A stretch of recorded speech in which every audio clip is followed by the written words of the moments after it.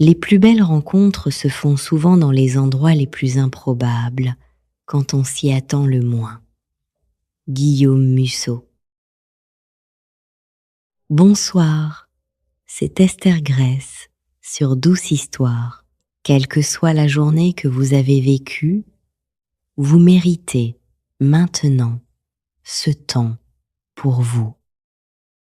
Merci de me permettre de vous accompagner vers le sommeil. Votre fidélité à ces histoires me touche profondément. Ces histoires nécessitent des outils de création qui ont un coût. Si vous souhaitez soutenir ce projet, même 1 euro via PayPal fait une vraie différence et me permet de continuer à vous offrir ces moments de douceur. Merci infiniment pour votre générosité.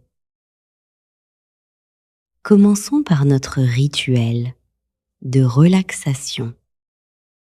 Enfoncez-vous doucement dans vos oreillers, sentez votre tête s'alourdir, vos épaules se relâcher.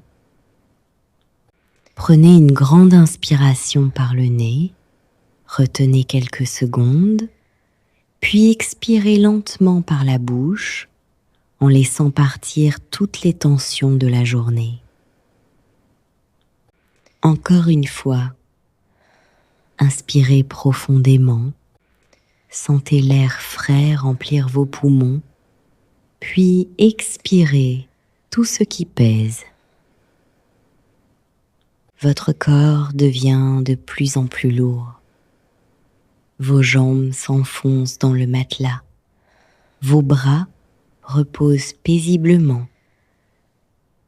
Vous êtes en sécurité et vous pouvez enfin vous reposer et écouter notre belle histoire de ce soir.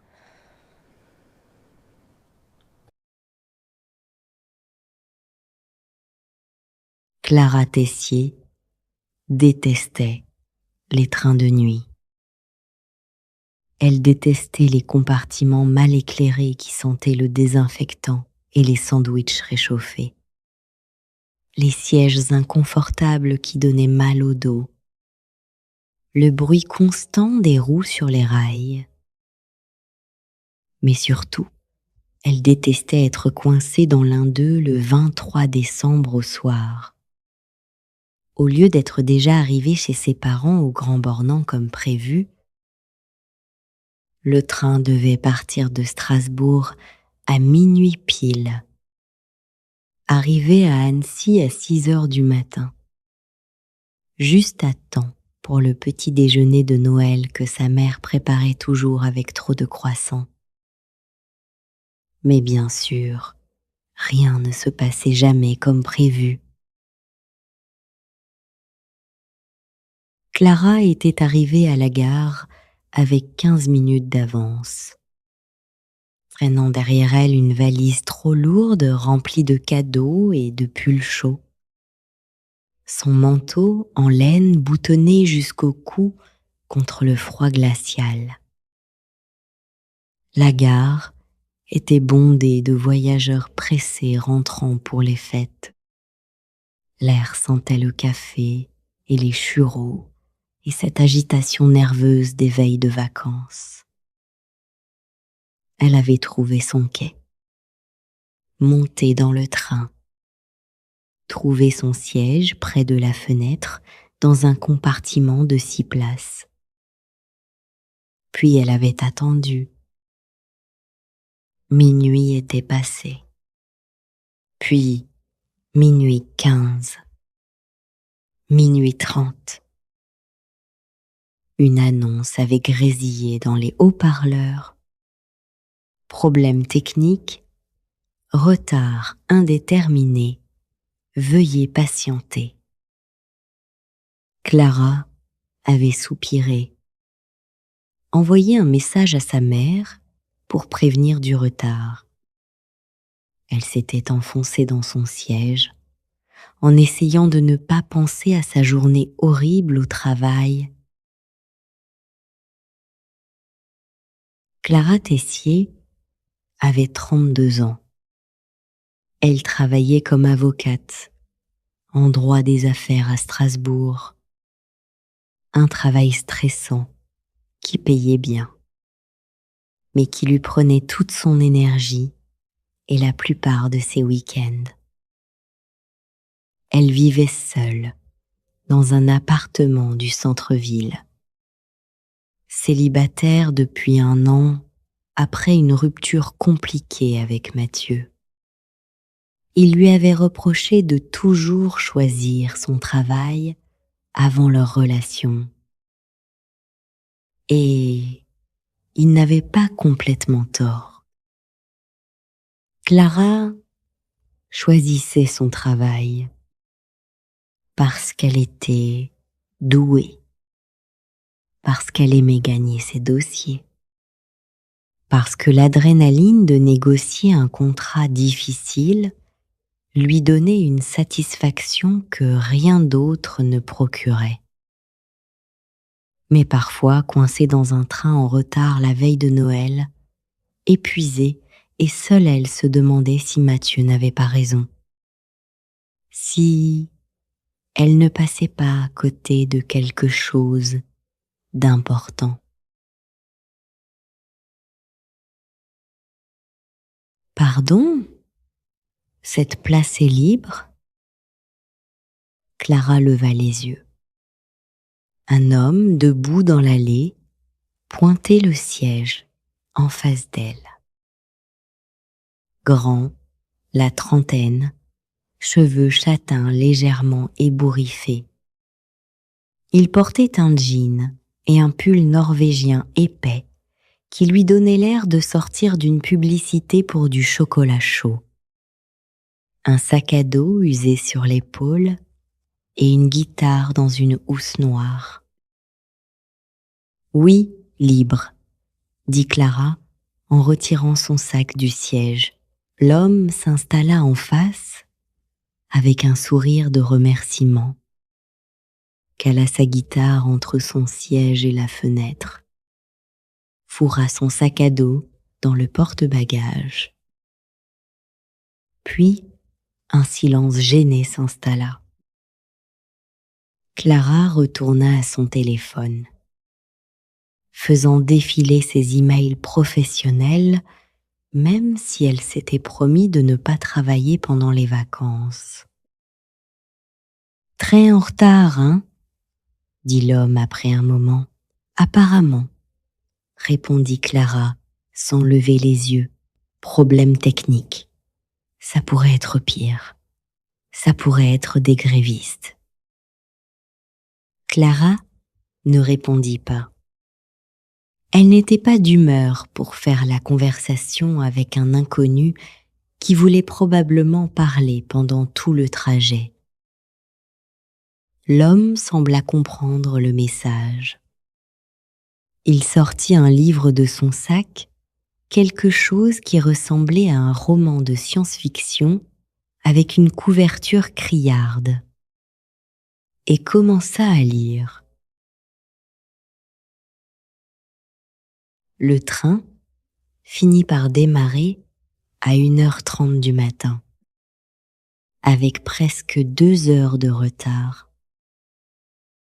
Une nouvelle annonce grésillante expliqua que le trajet prendrait peut-être plus longtemps que prévu. De la neige était tombée sur la région. Il devrait rouler plus lentement, par sécurité. Parfait, absolument parfait. Clara envoya un nouveau message à sa mère, s'excusa mentalement auprès de toute sa famille qui l'attendait. Elle essaya de s'installer confortablement pour ce qui promettait d'être un voyage interminable. Le compartiment s'était rempli progressivement. À côté de Clara, une femme âgée dormait déjà, la tête appuyée contre la vitre. En face, à côté de l'homme à la guitare, un étudiant avec des écouteurs gigantesques écoutait de la musique trop forte. Et sur les 2 derniers sièges, un couple d'une vingtaine d'années se chuchotait des choses à l'oreille en gloussant. Clara ferma les yeux et essaya de dormir. Mais le siège était inconfortable. L'étudiant faisait vibrer tout le compartiment avec sa musique. Et son cerveau refusait de s'arrêter de tourner en boucle sur tous les dossiers qu'elle devrait gérer au retour. Vous voulez du thé? Clara rouvrit les yeux. L'homme en face tenait une thermos et un gobelet en plastique. Il la regardait avec une expression amicale. « Je vous demande pardon ?» dit Clara. « Du thé. J'en ai fait avant de partir. Thé noir, avec un peu de miel et de citron. Je me suis dit que, vu qu'on va être coincés ensemble pendant des heures, autant partager. » Clara hésita. Elle n'avait pas vraiment envie de thé. Mais l'homme avait l'air sincèrement gentil. Refuser semblait impoli.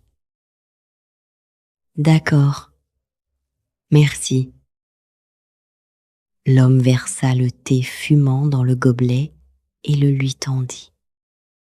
Clara le prit avec précaution et but une petite gorgée. C'était chaud et réconfortant. Exactement ce dont elle avait besoin sans le savoir. « Je m'appelle Léo », dit l'homme en se versant du thé dans le bouchon de la thermos.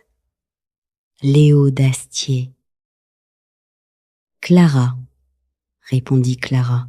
« Clara Tessier. »« Enchantée, Clara.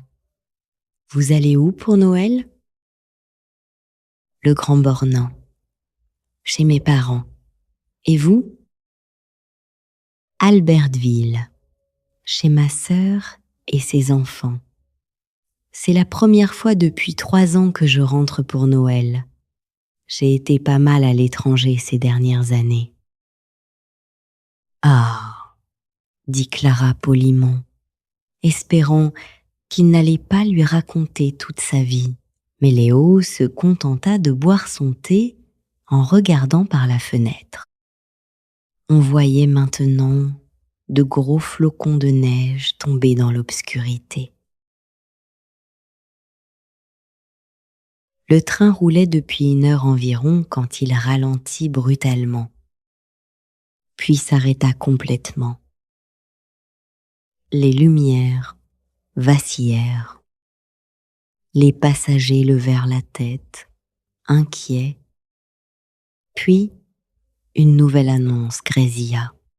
« Mesdames et messieurs, nous sommes désolés de vous informer que le train doit s'arrêter temporairement en raison des fortes chutes de neige. Les voies devant nous doivent être dégagées avant que nous puissions continuer. Nous vous tiendrons informés. Merci de votre patience. » Un murmure de protestation parcourut le wagon. L'étudiant enleva ses écouteurs et jura à voix haute. Le couple arrêta de se bécoter pour regarder par la fenêtre avec inquiétude. Clara sentit son estomac se nouer. « Combien de temps vous pensez qu'on va rester bloqué ?» demanda-t-elle malgré elle. Léo haussa les épaules. « Difficile à dire.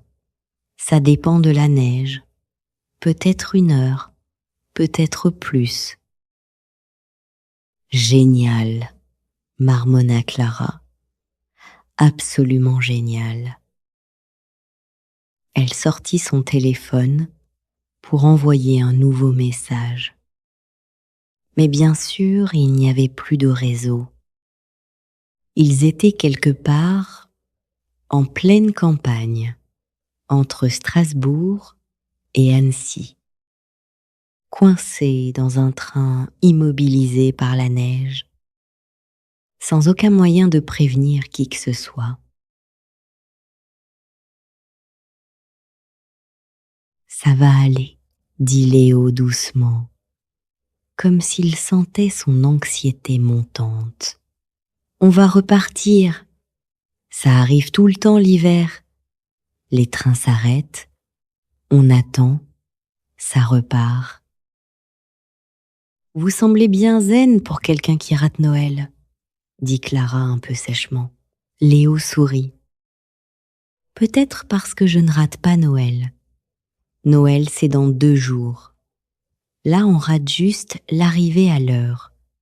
Ce n'est pas la même chose.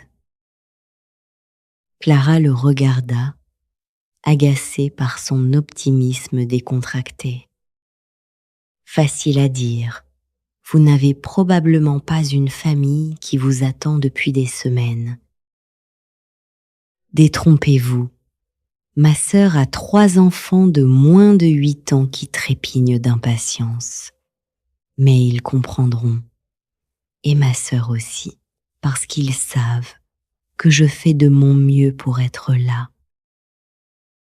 Il la regarda avec une expression plus sérieuse. Et je parie que votre famille le sait aussi, que vous faites de votre mieux. Clara détourna les yeux. Soudain embarrassée par l'intensité de son regard, 1 heure passa, puis 2. Le train ne bougeait toujours pas. Les passagers commençaient à s'agiter sérieusement. L'étudiant était parti explorer le wagon, cherchant du réseau. Le couple s'était endormi l'un contre l'autre. La femme âgée ronflait doucement. Clara et Léo étaient les seuls encore éveillés. Assis en face l'un de l'autre, dans la lumière tamisée du compartiment. Alors, dit Léo après un long silence, vous faites quoi dans la vie, Clara? Avocate, droit des affaires, grand cabinet à Strasbourg. Ça a l'air stressant. Ça l'est, mais j'aime ça, la plupart du temps. Et le reste du temps? Clara haussa les épaules. Le reste du temps, je me demande pourquoi je fais ça. Pourquoi je travaille 70 heures par semaine pour des clients qui me traitent comme une machine. Elle s'arrêta, surprise d'avoir dit ça à voix haute. Elle ne parlait jamais comme ça, surtout pas à des inconnus. Mais Léo ne semblait pas choqué. Il hocha juste la tête pensivement. Et vous avez trouvé une réponse à pourquoi vous faites ça? Parce que je suis douée. Parce que j'ai travaillé dur pour arriver là. Parce qu'abandonner maintenant serait admettre que j'ai gâché 10 ans de ma vie. Ce ne serait pas abandonner, dit Léo. Ce serait juste changer de direction. Clara le regarda avec irritation. Facile à dire. Et vous faites quoi? Musicien raté qui donne des leçons de vie dans les trains? Elle regretta immédiatement ses paroles. C'était méchant et injustifié. Mais Léo se contenta de rire. Musicien, oui. Raté, c'est à débattre. Je joue dans des bars et des petites salles. Parfois, je donne des cours de guitare. Je ne gagne pas beaucoup, mais je vis. Il se pencha en avant. Et je donne pas de leçons de vie.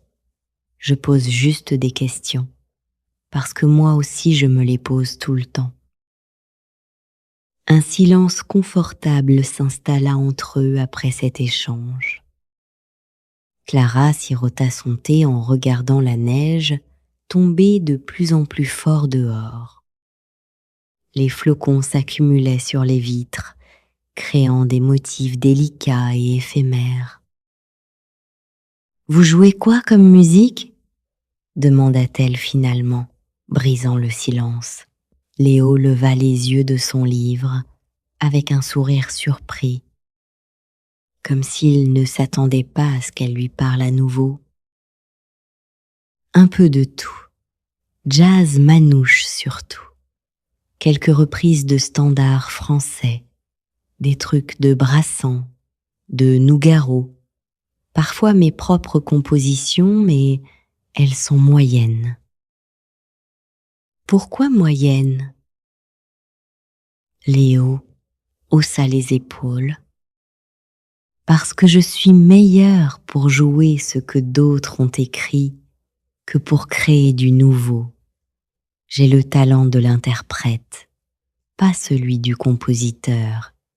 Et c'est ok, pas besoin d'être génial pour aimer ce qu'on fait. Clara réfléchit à ça. Elle avait toujours pensé qu'il fallait être le meilleur pour que ça vaille le coup. Que si on n'excellait pas, autant ne pas faire du tout. « Vous avez toujours fait ça ?» demanda-t-elle. « La musique ?» Non. J'ai fait des études d'ingénieur d'abord. J'ai travaillé 3 ans dans une boîte d'informatique à Toulouse. Bon salaire, bon bureau, bon plan de carrière. Il marqua une pause. Et puis un jour, je me suis réveillée et j'ai réalisé que j'étais profondément malheureux, que je passais ma vie à faire quelque chose qui ne me touchait pas vraiment. Alors, j'ai tout plaqué. Comme ça, du jour au lendemain ? Pas tout à fait. J'ai mis 6 mois à économiser. Puis j'ai démissionné et je suis partie voyager avec ma guitare. Amérique du Sud, Asie, Europe de l'Est. 3 ans à jouer dans la rue, dans des auberges, dans des bars miteux. Il sourit en se souvenant. Meilleure année de ma vie. Clara l'écoutait avec un mélange de fascination et d'incompréhension. Ce genre de liberté lui semblait tellement étranger. Elle, qui avait toujours tout planifié, ses études, sa carrière, sa vie. Et vos parents, ils n'ont pas paniqué ? Léo rit. Oh si, ma mère m'a traité de fou. Mon père a arrêté de me parler pendant 6 mois. Ma sœur pensait que je faisais une dépression nerveuse. Mais finalement, ils ont compris, ou du moins ils ont accepté que c'était ma vie. Vous ne regrettez jamais ? demanda Clara. La sécurité, l'argent, la carrière que vous auriez pu avoir ? Jamais, dit Léo sans hésitation. Parce que maintenant je me réveille chaque matin en sachant que je fais exactement ce que je veux faire, même si ça paye pas beaucoup, même si c'est instable. Au moins c'est authentique. Il la regarda directement. Et vous ? Vous vous réveillez en sachant que vous faites ce que vous voulez faire ? Clara détourna les yeux. Elle ne savait pas comment répondre à ça. Une nouvelle annonce grésilla dans les haut-parleurs. toujours aucune information sur quand le train pourrait repartir. Les voies étaient toujours bloquées. Il demandait aux passagers de rester patients. L'étudiant revint dans le compartiment en jurant. Aucun réseau nulle part. On est complètement coupé du monde. C'est n'importe quoi. Il se laissa tomber sur son siège et remit ses écouteurs. La musique recommença à vibrer à travers le compartiment. Clara soupira. Elle avait mal au dos à force d'être assise. Elle était fatiguée mais trop tendue pour dormir. Et elle commençait à avoir faim. « Vous voulez des biscuits ?» dit Léo comme s'il lisait dans ses pensées. Il sortit un paquet de sablés bretons de son sac et le lui tendit. Clara prit un biscuit avec reconnaissance et le croqua. Sucré et beurré, il fondait dans la bouche. « Vous avez pensé à tout, » dit-elle. « J'ai beaucoup voyagé en train, » dit Léo. « J'ai appris à me préparer. Thé, biscuits, livres, musique, les essentiels pour survivre à un trajet qui tourne mal. » « Vous devriez donner des cours, » dit Clara, et elle sourit malgré elle. Léo sourit aussi. « Cours de survie en train bloqué. Je pourrais en faire un business. » Ils continuèrent à parler. De petites choses d'abord, films qu'ils aimaient, livres qu'ils avaient lus, villes qu'ils avaient visitées, puis progressivement de choses plus personnelles. Clara lui parla de sa rupture avec Mathieu. Comment elle avait pensé qu'ils allaient se marier, avoir des enfants, construire une vie ensemble, et comment tout s'était effiloché quand il lui avait dit qu'il en avait marre d'être toujours en deuxième position après son travail. « Il voulait que je choisisse, » dit Clara, « lui ou ma carrière, et je ne pouvais pas, ou je ne voulais pas, je ne sais même plus. » « C'était injuste de sa part, » dit Léo, « de vous forcer à choisir. » Peut-être, mais il n'avait pas complètement tort non plus. Je travaillais tout le temps, j'annulais des week-ends, des vacances, je répondais à mes emails au lit. J'étais là physiquement, mais pas vraiment présente. Elle marqua une pause. Et maintenant je me demande si ça valait le coup, si cette carrière que j'ai choisie à sa place vaut vraiment tous ces sacrifices. Léo lui parla de sa propre histoire. Une relation sérieuse à 25 ans avec une fille qui s'appelait Marine. Ils avaient vécu ensemble 3 ans. Puis il avait décidé de tout plaquer pour voyager et elle n'avait pas voulu le suivre.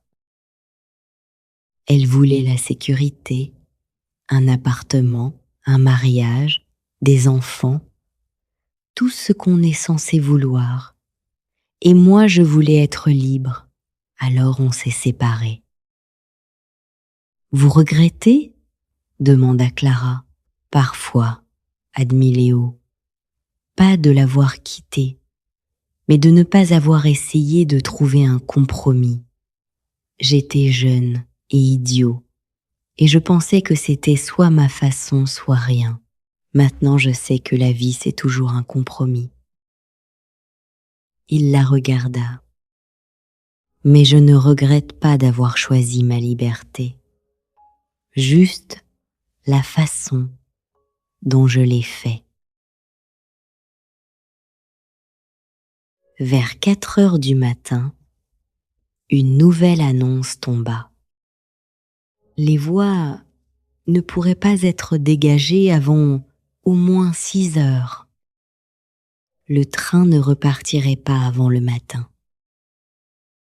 Des grognements de protestation parcoururent le wagon.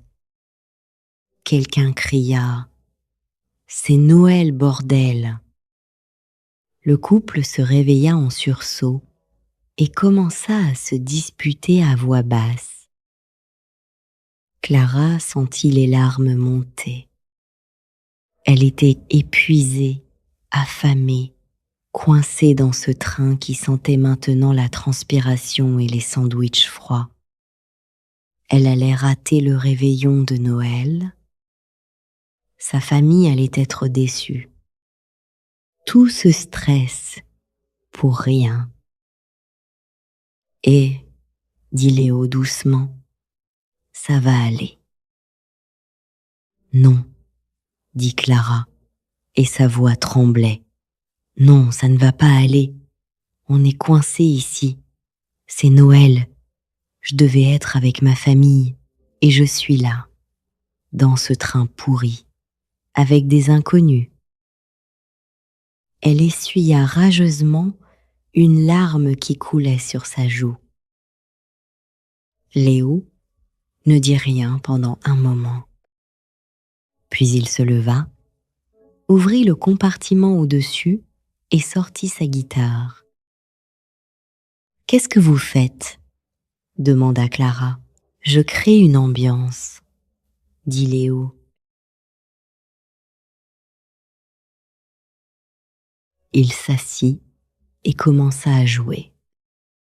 Doucement d'abord, quelque chose de mélodieux et apaisant que Clara ne reconnut pas. Les notes flottaient dans le compartiment, remplissant le silence. L'étudiant enleva ses écouteurs. Le couple arrêta de se disputer. La femme âgée se réveilla et sourit. Puis Léo commença à jouer Douce Nuit.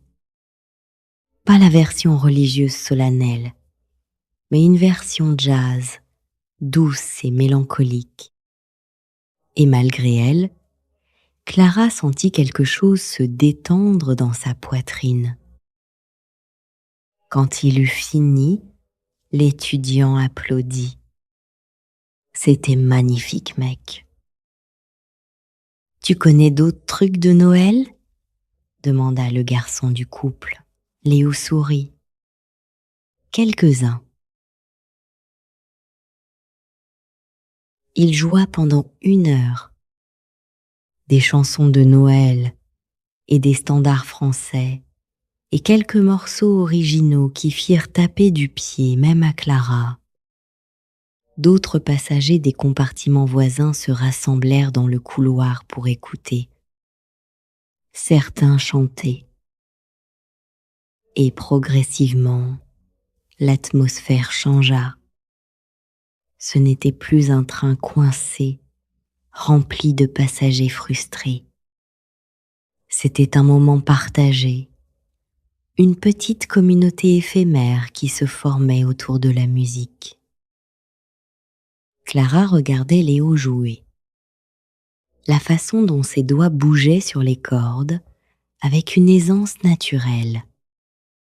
La façon dont il souriait quand quelqu'un chantait faux mais avec enthousiasme. La façon dont il transformait quelque chose de misérable en quelque chose de presque magique. Quand il s'arrêta enfin, les passagers applaudirent chaleureusement. L'étudiant lui tapa dans le dos. La femme âgée lui donna un bonbon qu'elle avait dans son sac. Et Clara réalisa qu'elle souriait. Pour la première fois depuis des semaines, elle souriait vraiment. Léo rangea sa guitare et se rassit en face de Clara. Ses yeux brillaient et ses joues étaient légèrement rouges d'excitation. « Merci, » dit Clara doucement, « pour ça, pour avoir rendu cette nuit moins horrible. »« De rien, » dit Léo, « c'est ce que je fais. Je rends les moments moins horribles avec de la musique. » Il la regarda. « Vous allez mieux ?»« Oui, » dit Clara, et c'était vrai. « Je vais mieux. » Le train était toujours immobile. Il neigeait toujours dehors. Ils allaient toujours rater leur arrivée prévue. Mais quelque chose avait changé. Peut-être dans l'atmosphère du compartiment. Peut-être dans Clara elle-même. Elle regarda Léo, qui avait ressorti son livre et recommencé à lire. Et elle pensa que peut-être ce retard n'était pas une catastrophe après tout. Peut-être que c'était exactement ce dont elle avait besoin. Vers 5 heures du matin, le train était plongé dans un silence étrange. La plupart des passagers s'étaient finalement endormis, épuisés par l'attente et bercés par la musique de Léo. L'étudiant ronflait doucement, la tête appuyée contre la vitre. Le couple dormait enlacé sur leur siège. La femme âgée s'était recroquevillée avec son manteau comme couverture. Mais Clara et Léo étaient encore éveillés, assis en face l'un de l'autre dans la lumière tamisée du compartiment. Dehors, il neigeait toujours, et le monde entier semblait blanc et figé. « Vous dormez jamais ?» demanda Clara à voix basse, pour ne pas réveiller les autres. Léo sourit dans la pénombre. « J'ai dormi dans trop de trains, d'auberges, de canapés d'inconnus pour ne plus savoir comment. Mais j'ai aussi appris à ne pas dormir quand le moment ne s'y prête pas. » Et là, le moment ne s'y prête pas ? « Non, » dit Léo en la regardant directement. « Là, j'ai envie de rester éveillé. » Quelque chose passa entre eux dans ce regard. Quelque chose de léger et de chargé à la fois. Clara sentit son cœur battre un peu plus vite, sans savoir pourquoi. « Vous avez quelqu'un dans votre vie ?» demanda-t-elle soudain, puis elle rougit légèrement. « Pardon, c'est indiscret.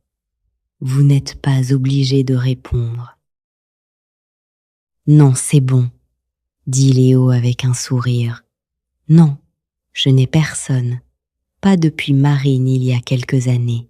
Il y a eu quelques histoires courtes pendant mes voyages, mais rien de sérieux parce que je bougeais trop pour construire quelque chose de stable. » Il marqua une pause en regardant par la fenêtre où la neige continuait à tomber doucement. « Et maintenant que je suis rentrée, que je vis à Albertville depuis 1 an, je ne sais plus trop comment faire. Comment rencontrer quelqu'un quand on a passé 3 ans à fuir l'engagement ?» Clara hocha la tête lentement. « Je comprends. Moi, c'est l'inverse. J'ai tellement construit ma vie autour de mon travail que je ne sais plus comment laisser entrer quelqu'un, comment partager mon temps et mon espace. »« Vous voulez recommencer ?» demanda Léo. « Rencontrer quelqu'un, construire quelque chose ?» Clara prit le temps de réfléchir à la question avant de répondre. « Je ne sais pas vraiment. Parfois oui, Parfois je me dis que c'est trop compliqué et que je suis mieux seule. Que personne ne voudrait d'une workaholic qui répond à ses emails à minuit et qui annule des dîners pour finir des dossiers urgents. Moi je voudrais, dit Léo doucement, et le silence qui suivit ces mots sembla s'étirer dans le compartiment. Clara leva les yeux vers lui, surprise par cette déclaration inattendue. Je voudrais de quelqu'un comme vous, continua Léo, en la regardant avec une intensité tranquille. Quelqu'un de passionné par ce qu'il fait, même si c'est compliqué. Quelqu'un qui se pose des vraies questions sur sa vie au lieu de juste la vivre par automatisme. Quelqu'un qui est honnête sur ses défauts et ses contradictions. Il sourit légèrement. Et peut-être que cette personne voudrait de quelqu'un comme moi, qui n'a pas beaucoup d'argent mais qui sait jouer de la guitare à 5 heures du matin, dans un train bloqué, pour rendre les choses moins horribles. Clara sentit quelque chose se serrer dans sa poitrine, une émotion qu'elle n'arrivait pas à nommer. Elle ne savait pas quoi dire face à cette sincérité désarmante. Était-il en train de flirter avec elle ou juste de philosopher sur la vie en général? « Je vis à Strasbourg », dit-elle finalement, cherchant une objection rationnelle. « Vous à Albertville, c'est loin, presque 300 kilomètres. 3 heures de train dans le meilleur des cas, dit Léo en haussant les épaules. Moins que ce trajet-ci au final. Il se pencha légèrement en avant, ses coudes sur ses genoux. Je sais qu'on vient de se rencontrer il y a quelques heures à peine. Je sais que c'est bizarre de dire ça maintenant dans ce contexte, mais j'ai l'impression qu'on aurait pu se croiser 1000 fois dans nos vies normales et jamais vraiment se parler. Parce que vous auriez été pressé, concentré sur votre téléphone et vos dossiers, et moi j'aurais été dans ma bulle de musique, sans regarder autour de moi. Mais là on est coincés ensemble dans ce train, continua-t-il. On a le temps de se parler vraiment, de se connaître un peu au-delà des masques sociaux. Et je trouve ça précieux. Je trouve vous précieuse. Clara ne savait absolument pas quoi répondre à ça. Son cœur battait beaucoup trop fort dans sa poitrine. Son cerveau rationnel lui disait que c'était fou, qu'elle ne le connaissait pas vraiment, que rien de bon ne pouvait sortir d'une rencontre dans un train bloqué au milieu de nulle part. Mais une autre partie d'elle, une partie qu'elle avait ignorée pendant des années, voulait juste dire oui à tout ce qu'il proposait.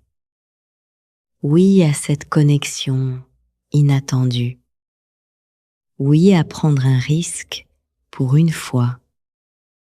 Oui à laisser quelque chose de nouveau entrer dans sa vie, si parfaitement contrôlé et planifié. Je ne sais pas comment faire ça, admit-elle finalement d'une voix plus faible qu'elle ne l'aurait voulu. Laisser quelqu'un entrer dans ma vie, être vulnérable, faire confiance. J'ai passé tellement d'années à construire des murs autour de moi. Alors on apprend ensemble, dit Léo simplement. Moi aussi j'ai mes murs et mes peurs. Moi aussi je ne sais pas vraiment comment faire. Mais peut-être qu'on peut apprendre ensemble, un pas à la fois. Il tendit la main à travers l'espace étroit entre leurs sièges, paume ouverte. Clara la regarda pendant un long moment qui sembla s'étirer dans le silence du compartiment endormi. Puis elle prit sa main. Leurs doigts s'entrelacèrent lentement, et ce geste simple contenait quelque chose d'infiniment plus grand. Une promesse, peut-être, ou juste la reconnaissance que ce moment existait et comptait. Ils restèrent ainsi un long moment, main dans la main, regardant la neige tomber dehors en silence, ne parlant pas parce que les mots n'étaient plus nécessaires, juste présents l'un à l'autre dans cette bulle hors du temps. Vers 6 heures du matin, une annonce grésillante réveilla brutalement tout le compartiment. Les voies avaient été dégagées. Le train allait repartir dans 15 minutes et arriverait à Annecy vers 9 heures avec un retard total de 7 heures. Un soupir de soulagement collectif parcourut le wagon entier. L'étudiant se réveilla en sursaut et vérifia immédiatement son téléphone. Le couple s'étira longuement et commença à rassembler ses affaires éparpillées. Clara et Léo se lâchèrent la main presque par réflexe, soudain gênés comme si le retour à la réalité brisait la bulle qu'ils avaient créée pendant cette nuit, hors du temps.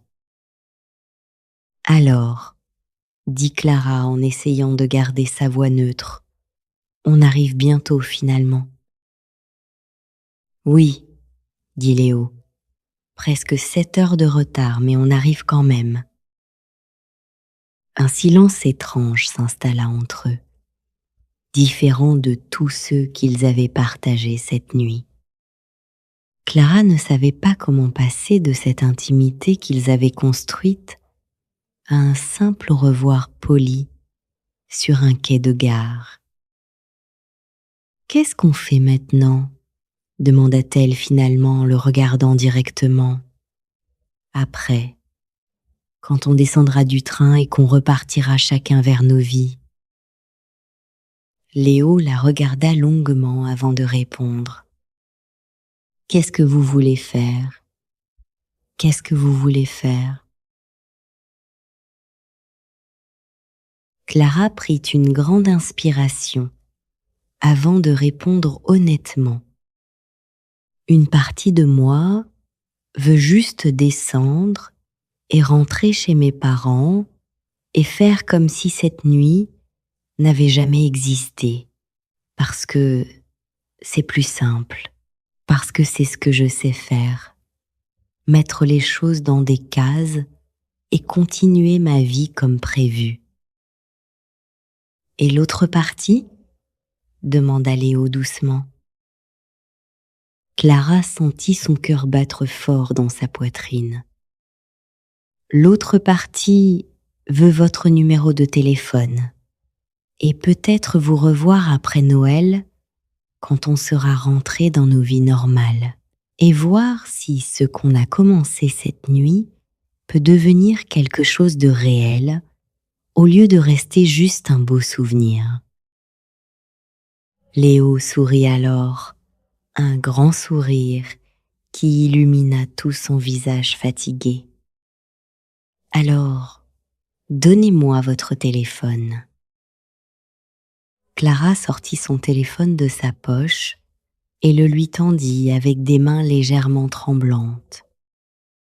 Léo entra son numéro soigneusement et s'envoya un message pour avoir le sien en retour. « Voilà, dit-il en lui rendant son téléphone. Maintenant, vous avez mon numéro et je suis dans vos contacts. Et maintenant, vous avez le choix. Vous pouvez m'appeler après Noël ou ne pas m'appeler du tout et je respecterai ce choix, quel qu'il soit. » Il marqua une pause.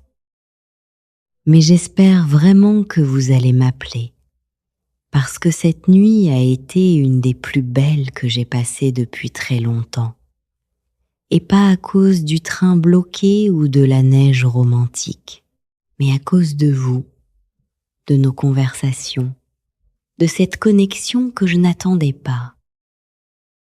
Clara sentit les larmes monter, des bonnes larmes cette fois, qui venaient d'un endroit profond. Moi aussi, dit-elle simplement. Cette nuit a été spéciale. Vous avez été spécial.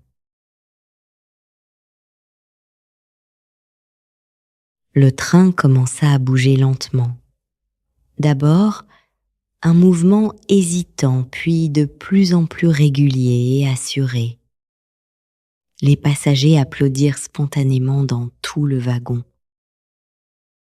Dehors, le soleil commençait à se lever derrière les montagnes, peignant la neige fraîche en rose et en or. Le paysage défilait maintenant progressivement des champs blancs à perte de vue, des forêts enneigées, des petits villages endormis avec leurs toits couverts de neige. Clara et Léo regardaient par la fenêtre en silence, et leurs mains s'étaient retrouvées à nouveau entrelacées sur l'accoudoir entre eux, comme si c'était la chose la plus naturelle du monde. « Vous savez ce qui est drôle ?» dit Clara après un long moment. « Quoi ?» Si ce train était arrivé à l'heure comme prévu, on ne se serait jamais vraiment parlé. Vous auriez probablement dormi. Moi, j'aurais travaillé sur mon ordinateur en ignorant tout le monde. On serait descendu à Annecy, sans même connaître le prénom de l'autre. Léo sourit, en pressant doucement sa main. Alors peut-être que ce retard était le meilleur cadeau de Noël qu'on pouvait recevoir. Peut-être, dit Clara en souriant aussi. Et pour la première fois depuis longtemps, elle se sentait légère. Le train arriva enfin à Annecy à 9h10 du matin. 7h10 de retard au total. Mais pour Clara, ces 7 heures bloquées dans ce train avaient été plus précieuses que n'importe quel voyage parfaitement à l'heure. Quand le train s'arrêta dans un grincement métallique, les passagers se levèrent en masse, pressés de descendre et de retrouver leur famille qui attendait sur le quai. Clara et Léo rassemblèrent leurs affaires lentement, comme s'ils voulaient retarder le moment inévitable de se séparer. Ils descendirent ensemble sur le quai bondé, où des gens couraient dans tous les sens, s'embrassaient, criaient de joie. Ils se tinrent face à face, avec leurs valises à leurs pieds, un peu perdus au milieu de toute cette agitation joyeuse. « Alors, » dit Léo en la regardant avec tendresse, « Joyeux Noël Clara. »« Joyeux Noël Léo, » répondit Clara, et sa voix tremblait légèrement. Ils se regardèrent pendant un long moment chargé d'émotions. Puis Clara fit quelque chose qu'elle ne faisait jamais. Elle suivit son instinct au lieu de sa raison et de toutes ses peurs. Elle se pencha vers lui et l'embrassa doucement. Un baiser bref mais infiniment doux qui contenait toute la promesse de cette nuit extraordinaire. Toute la possibilité de quelque chose qui pourrait naître entre eux s'ils avaient le courage de le laisser grandir. Quand ils se séparèrent, Léo la regardait avec des yeux brillants d'émotion. « Appelez-moi, » dit-il simplement, « s'il vous plaît. » « Je vais le faire, » promit Clara avec conviction. Après Noël, je vous appellerai, c'est promis. Ils se séparèrent sur le quai dans des directions opposées. Léo partant vers la sortie nord pour prendre un taxi vers Albertville où sa sœur et ses neveux l'attendaient. Clara vers la sortie sud pour son propre taxi vers le Grand Bornand et le chalet familial. Clara se retourna une fois avant de franchir les portes. Elle vit Léo qui se retournait aussi exactement au même moment, comme si leurs gestes étaient synchronisés. Ils se sourirent à travers la foule qui se pressait entre eux. Puis ils continuèrent, chacun leur chemin. Dans le taxi qui l'emmenait chez ses parents à travers les routes enneigées, Clara regardait défiler les montagnes majestueuses. Elle pensait à cette nuit improbable, à cet homme qu'elle ne connaissait pas 8 heures plus tôt et qui maintenant occupait toutes ses pensées. Son téléphone vibra dans sa poche. Un message de Léo qui la fit sourire. Bien arrivé, moi je suis dans mon taxi. Ma sœur m'attend avec du chocolat chaud et 3 enfants complètement hystériques. Mais je pense à vous. L. D. Clara tapa sa réponse, avec un sourire qu'elle ne pouvait pas retenir. Presque arrivée. Ma mère m'attend avec beaucoup trop de croissants et probablement 1000 questions. Mais je pense à vous aussi. C'était. Elle rangea son téléphone et regarda par la vitre les sapins couverts de neige qui défilaient. Pour la première fois depuis très longtemps, elle se sentait pleine d'espoir et de possibilités. Le train de minuit avait eu 7 heures de retard. Mais peut-être que certaines rencontres valaient vraiment la peine d'attendre. Le réveillon de Noël au Grand Bornand se déroula exactement comme chaque année. Trop de nourriture sur la table, trop de questions de la famille, trop de bruit joyeux dans le chalet qui sentait le sapin et la raclette. Mais cette année, Clara était différente. Sa mère le remarqua dès qu'elle franchit la porte avec son retard monumental. « Tu as l'air heureuse », dit sa mère en l'embrassant. « Malgré ce voyage horrible, qu'est-ce qui s'est passé dans ce train ?» Clara sourit mystérieusement. « Rien, juste beaucoup de neige et un retard interminable. » Mais sa mère n'était pas dupe. Elle connaissait sa fille et elle voyait bien que quelque chose avait changé dans ses yeux. Les jours suivants passèrent dans un brouillard de repas familiaux, de promenades en raquettes dans la neige, de soirées au coin du feu. Clara participait à tout avec un sourire que sa famille ne lui avait pas vu depuis longtemps. Et chaque soir, avant de se coucher, elle échangeait des messages avec Léo.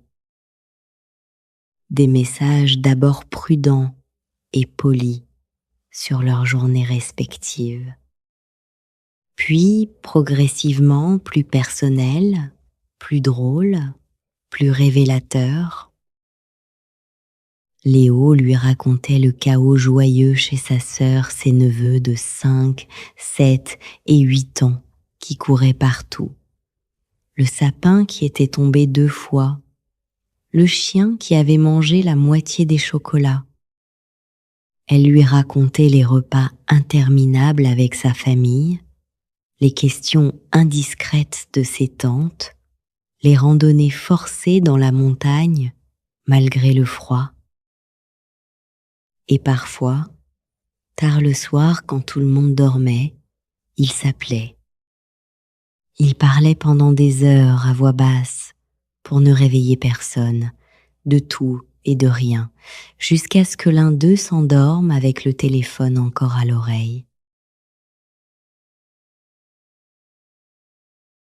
Le 27 décembre, Léo lui envoya un message différent des autres. Je sais qu'on devait attendre après Noël pour se revoir, mais je n'arrive pas à attendre aussi longtemps. Albertville n'est qu'à 1 heure du Grand Bornand. Si vous voulez, je peux venir vous chercher demain. On pourrait passer la journée ensemble, voir si ce qu'on a ressenti dans le train était réel ou juste l'effet de la fatigue et du moment. L.D. Clara lut le message 3 fois, son cœur battant de plus en plus fort. Elle aussi avait du mal à attendre. Elle aussi se demandait si ce qu'elle avait ressenti cette nuit-là survivrait à la lumière du jour et à la vie normale. Elle répondit sans trop réfléchir pour une fois. Oui, venez me chercher demain à 10 heures. Ma famille va probablement poser 1000 questions, mais je m'en fiche. J'ai envie de vous voir. C.T. La réponse arriva immédiatement. J'y serai. Préparez-vous à une journée dans la neige. J'ai des plans. L.D. Le lendemain matin, Clara se réveilla avec une nervosité qu'elle n'avait pas ressentie depuis ses 20 ans. Elle changea de tenue 3 fois avant de se décider pour un jean, un pull chaud et ses bottes fourrées. Simple mais confortable. Elle ne voulait pas avoir l'air d'essayer trop fort. Sa mère la regarda avec un sourire entendu pendant le petit déjeuner. Alors, qui est ce mystérieux visiteur que tu attends avec tant d'impatience? Juste quelqu'un que j'ai rencontré dans le train, dit Clara en essayant de paraître désinvolte. Juste quelqu'un, répéta sa mère. C'est pour ça que tu as vérifié ton téléphone 6 fois en 10 minutes et que tu as changé de pull 3 fois. Clara soupira. Sa mère voyait toujours tout. D'accord, c'est quelqu'un d'important. Peut-être. Je ne sais pas encore. On se connaît à peine, mais il y a quelque chose, et je veux voir si c'est réel. Sa mère vint l'embrasser sur le front. Alors va voir ma chérie, et arrête de trop réfléchir pour une fois. Laisse-toi juste sentir. Léo arriva exactement à 10 heures dans une vieille Peugeot qui avait connu des jours meilleurs. Clara le vit par la fenêtre et son cœur fit un bond bizarre dans sa poitrine. Il descendit de voiture et elle sortit pour le rejoindre, soudain timide comme une adolescente. Ils se tinrent face à face dans le froid mordant, leur souffle formant de petits nuages blancs. « Bonjour » dit Léo, avec un sourire un peu nerveux lui aussi. « Bonjour » répondit Clara, puis ils éclatèrent de rire en même temps parce que c'était ridicule d'être aussi gênés après tout ce qu'ils s'étaient dit. Et Léo l'attira dans ses bras pour une longue étreinte qui dissipa toute la nervosité. « Vous m'avez manqué » murmura-t-il contre ses cheveux. « C'est fou comme vous m'avez manqué en seulement 4 jours. » Vous aussi, admit Clara, beaucoup trop. Léo l'emmena faire une randonnée en raquette dans les montagnes autour du Grand Bornand. Un sentier qu'il connaissait depuis son enfance et qui menait à un petit lac gelé entouré de sapins couverts de neige. Ils marchèrent pendant 2 heures dans un silence confortable, s'arrêtant parfois pour admirer le paysage ou pour que Léo lui montre quelque chose, un bouquetin au loin, une cascade gelée, une vue spectaculaire sur la vallée. Quand ils arrivèrent au lac, ils s'assirent sur un rocher plat que Léo avait déneigé. Il sortit de son sac un thermos de chocolat chaud et des sandwichs qu'il avait préparés le matin. « Vous pensez toujours à tout, dit Clara en acceptant le gobelet fumant. J'apprends de mes erreurs, dit Léo. La dernière fois que je suis venue ici sans provision, j'ai failli mourir de faim avant de redescendre. Ils mangèrent en regardant le lac gelé qui brillait sous le soleil d'hiver. Autour d'eux, le silence était total, sauf pour le bruissement occasionnel du vent dans les branches. C'était réel, dit soudain Clara. Ce qu'on a ressenti dans le train, ça ne s'est pas évaporé avec le jour. Au contraire. Léo se tourna vers elle, ses yeux cherchant les siens. Non, ça ne s'est pas évaporé, ça a grandi. Il prit sa main gantée dans la sienne. Je ne sais pas comment on fait ça, Clara. Je vis à Albertville, vous à Strasbourg. On a des vies complètement différentes, des rythmes différents. Mais je sais que je veux essayer. Je veux voir où ça peut nous mener. Clara sentit quelque chose se dénouer dans sa poitrine, quelque chose qu'elle avait gardé serré pendant des années. Moi aussi, je veux essayer, même si ça fait peur, même si je ne sais pas comment jongler entre mon travail et une relation à distance, même si tout mon cerveau rationnel me dit que c'est de la folie. Alors soyons fous ensemble, dit Léo en souriant.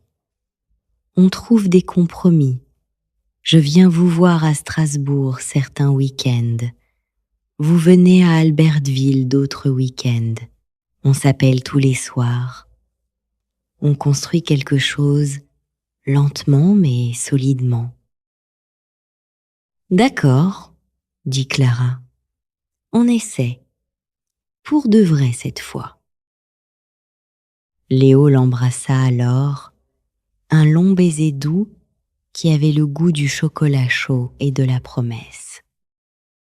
Et Clara se dit que peut-être, juste peut-être, elle avait enfin trouvé quelque chose qui valait la peine de prendre des risques. Les mois suivants ne furent pas faciles.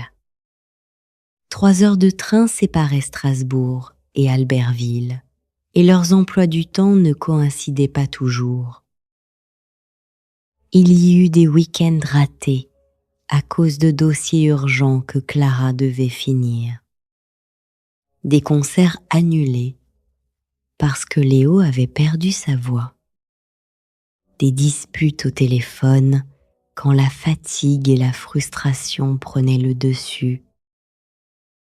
Mais il y eut aussi des moments magiques. Léo venant la chercher à la gare de Strasbourg avec des fleurs et son sourire. Clara prenant un vendredi après-midi de congé pour arriver plus tôt à Albertville et le surprendre au milieu d'un cours de guitare. Leur conversation nocturne qui s'étirait jusqu'à l'aube. Les projets qu'ils faisaient ensemble pour l'avenir. Et lentement, mois après mois, ils apprirent à faire des compromis. Clara commença à dire non à certains dossiers pour protéger ses week-ends. Léo organisa ses concerts pour pouvoir venir la voir plus souvent. Ils trouvèrent leur rythme, leur équilibre, leur façon de construire quelque chose ensemble malgré la distance. Un an presque jour pour jour après leur rencontre dans le train, Clara se retrouvait à nouveau en gare de Strasbourg un soir de décembre. Mais cette fois, elle n'était pas seule. Léo était avec elle, sa guitare sur le dos, leurs 2 valises à leurs pieds. Ils allaient passer Noël ensemble cette année. D'abord chez les parents de Clara au Grand Bornand, puis chez la sœur de Léo à Albertville. Une façon de mélanger leurs 2 familles, leurs 2 mondes. « Vous vous souvenez de ce train ?» dit Léo en regardant le tableau des départs. Le train de minuit pour Annecy, celui qui a eu 7 heures de retard. Comment je pourrais l'oublier, dit Clara en souriant. C'est là que tout a commencé. Léo la regarda avec tendresse. Vous regrettez tout ce qui a suivi, les kilomètres, les compromis, les difficultés? Clara réfléchit honnêtement à la question. Cette année avait été difficile par moments. Elle avait dû changer beaucoup de choses dans sa vie, remettre en question ses priorités, apprendre à partager son temps et son espace. Mais elle avait aussi été plus heureuse qu'elle ne l'avait été depuis des années. Plus vivante, plus elle-même. Non, dit-elle fermement, je ne regrette rien. Au contraire. Tant mieux, dit Léo en l'embrassant doucement, parce que j'ai quelque chose à vous dire. Il sortit une clé de sa poche et la lui tendit. J'ai trouvé un appartement à mi-chemin entre Strasbourg et Albertville, à Bourg-en-Bresse. C'est petit, mais c'est bien. Et j'ai pensé que peut-être, si vous vouliez, on pourrait le partager. Passer nos week-ends là, bas ensemble, au lieu de toujours voyager.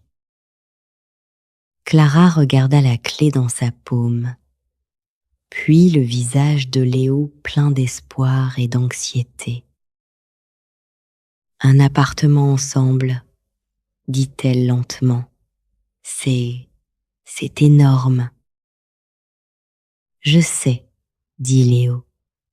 Et si c'est trop tôt, si vous avez besoin de plus de temps, je comprends. Mais moi, je suis prêt. Je veux construire une vraie vie avec vous, pas juste des week-ends volés et des appels téléphoniques.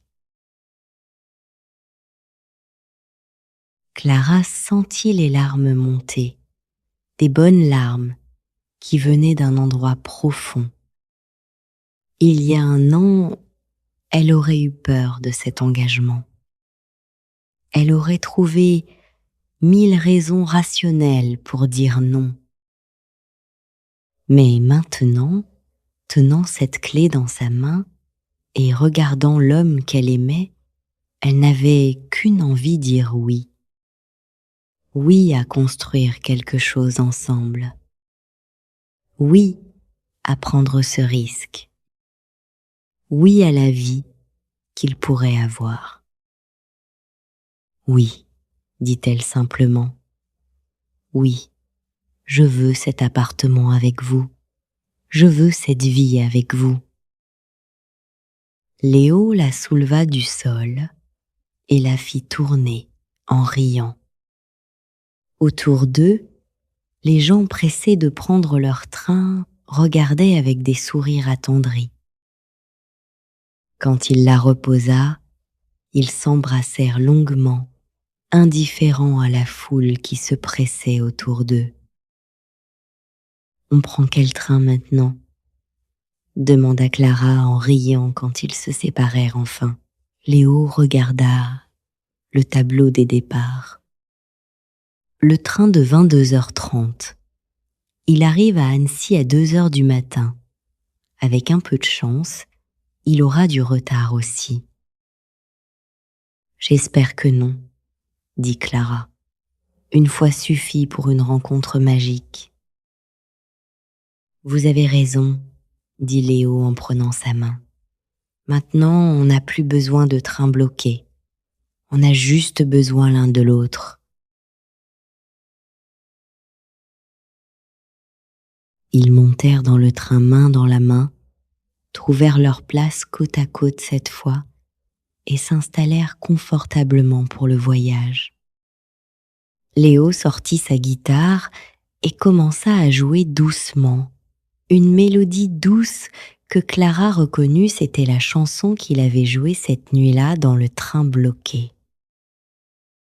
Clara posa sa tête sur son épaule et ferma les yeux, écoutant la musique et le bruit régulier des roues sur les rails. Elle pensait à tout ce qui s'était passé depuis cette nuit de décembre où elle avait détesté ce train de minuit. Et elle se dit que parfois, les meilleurs cadeaux arrivent quand on s'y attend le moins, dans les moments les plus improbables. Quand la vie vous force à ralentir et à regarder autour de vous au lieu de juste courir vers votre destination. Le train démarra à l'heure pile et roula sans incident jusqu'à Annecy. Pas de retard cette fois. Pas de neige bloquant les voies. Juste un voyage normal et tranquille. Mais pour Clara, assise contre Léo qui jouait de la guitare doucement, ce voyage était tout aussi magique que le premier. Parce que cette fois, elle n'était pas seule. Cette fois, elle avait trouvé quelqu'un qui valait la peine de tous les détours et de tous les retards. Que votre nuit soit aussi douce qu'un train qui vous emmène vers l'amour, aussi paisible qu'une guitare qui joue dans la pénombre, aussi belle qu'une rencontre qui transforme un retard en miracle. Bonne nuit.